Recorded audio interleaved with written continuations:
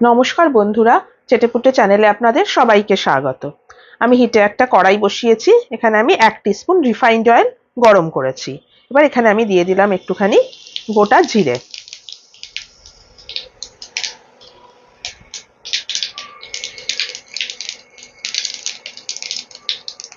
জিরেটা হয়ে গেছে দেখুন। এবার এখানে আমি দিয়ে দিচ্ছি সামান্য একটুখানি পরিমাণ পেঁয়াজ কুচি। দিয়ে দিলাম সামান্য একটু টমেটো কুচি, সবই মোটামুটি 1 টিস্পুন করে। একটুখানি দিয়ে দিচ্ছি কাঁচা লঙ্কা কুচি।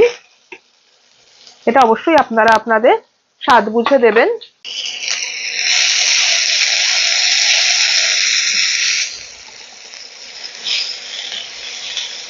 এবারে দিয়ে দিচ্ছি সামান্য একটু পরিমাণ গাজর কুচি।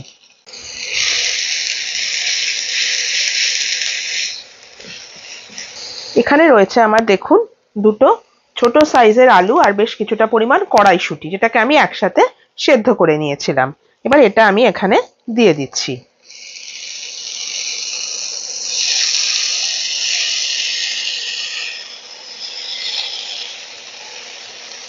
ফ্লেমটা আমার একদম কমানো রয়েছে।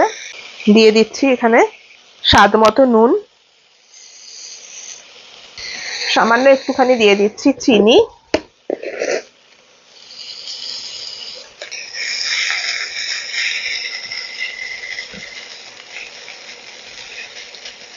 কড়াইশুঁটিটাকে দেখুন স্প্যাচুলা দিয়ে একটুখানি চেপে চেপে দিতে হবে যাতে একটু ম্যাশ মতো হয়ে যায়। এটা আপনারা কড়াইতে দেবার আগেও করে নিতে পারেন, ম্যাশার দিয়েও আপনারা এটা করে নিতে পারেন। দিয়ে দিচ্ছি এখানে একটুখানি ঝাল লঙ্কার গুঁড়ো, 1/4 টিস্পুন মতো দিলাম। আর দিচ্ছি সামান্য একটুখানি পরিমাণ ধনে গুঁড়ো।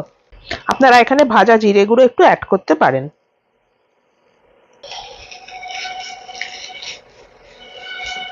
ভালো করে মিশিয়ে নিচ্ছি।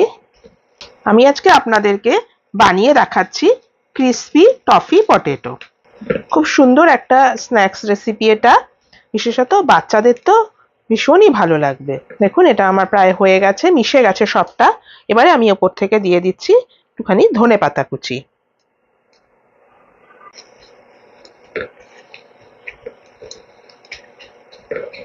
ঘরে থাকা সব রকম উপকরণ দিয়ে খুব চটজলদি আপনারা কিন্তু এটা বানিয়ে দিতে পারেন।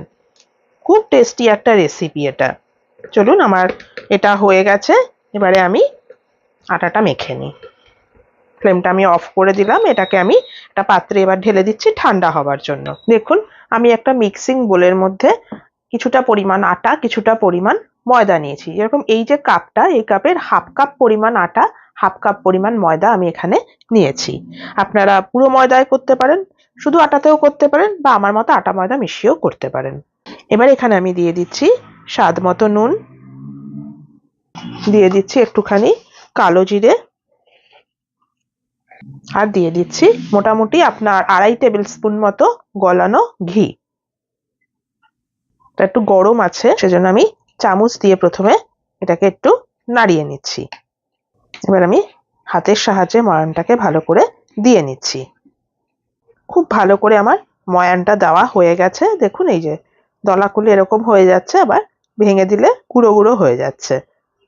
এবার এটাকে আমি জল দিয়ে মেখে নিচ্ছি। যেরকম এবার আমি মাখবো, যেরকম আমরা রুটি করার ডো তৈরি করি, পরোটা রুটি, সেরকম ভাবে এটাকে আমি এবারে মেখে নিচ্ছি। নর্মাল জল, যেটা কোনো গরম জলের ইউজ করার এখানে কোনো দরকার নেই। অল্প অল্প করে জল দিয়ে আমি একটা ডো রেডি করছি। দেখুন ডোটা আমার একদম রেডি হয়ে গেছে। চলুন এবার আপনাদেরকে আমি এটা বেলে দেখাই কিভাবে এটাকে রেডি করতে হবে। দেখুন আমি এই মাখাটা নিয়ে এসেছি। এবার এখান থেকে আমি লেচি কেটে নিচ্ছি। মোটামুটি 1 কাপ আটা ময়দা মিশিয়ে মেখে আমার যতটা হলো, তাতে আমার 4টে লেচি তৈরি হয়েছে। চলুন এবার একটা একটা করে আপনাদেরকে বেলে দেখাই। সামান্য একটু ময়দা আমি ছড়িয়ে নিলাম।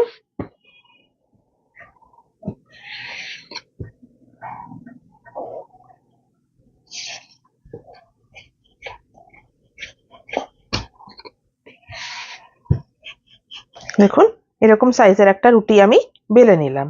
এবার একটা গ্লাস নিয়েছি আমি, মোটামুটি দেখুন এইরকম মুখের একটা গ্লাস নিয়েছি। এরকম গ্লাস থাকলে আপনারা এটা দিয়েও করতে পারেন, বাটি দিয়ে করতে পারেন বা কাটার দিয়ে করতে পারেন। আমি এবারে এখান থেকে গোল গোল করে একটু কেটে নিচ্ছি।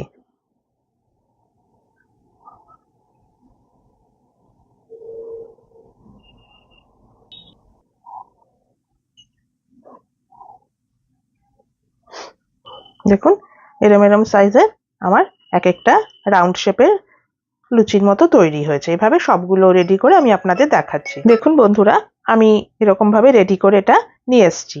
এবার এর ভেতরে কিভাবে পুর ভরবেন চলুন সেটা আপনাদেরকে দেখাই। প্রথমে এরকম একটা পুরি আমি নিলাম। যে আলুর পুরটা আমি রেডি করেছিলাম সেই আলুর পুরটা থেকে বেশ কিছুটা পরিমাণ, অল্প নেবেন, এরকম অল্প পরিমাণ আমি ঠিক মাঝখানটায় দিয়ে দিলাম। এবার একটা পাত্রের মধ্যে আমি একটু ময়দা গুলে রেখেছিলাম। এটা আপনারা কর্নফ্লাওয়ার দিয়েও করতে পারেন। পাতলা করে, একদম খুব ঘন করার দরকার নেই। এই চার সাইডটায় আমি এরম ভাবে লাগিয়ে দিলাম। এতে কি হবে, এটা লেগে থাকবে, খুলে যাবে না। এবারে ভাঁজটা দেখুন। প্রথমে এই পাটটা নিয়ে এই দেখুন এরম ভাবে আমি দিয়ে দিলাম, এই সাইডগুলোকে এরম ভাবে চেপে দিলাম।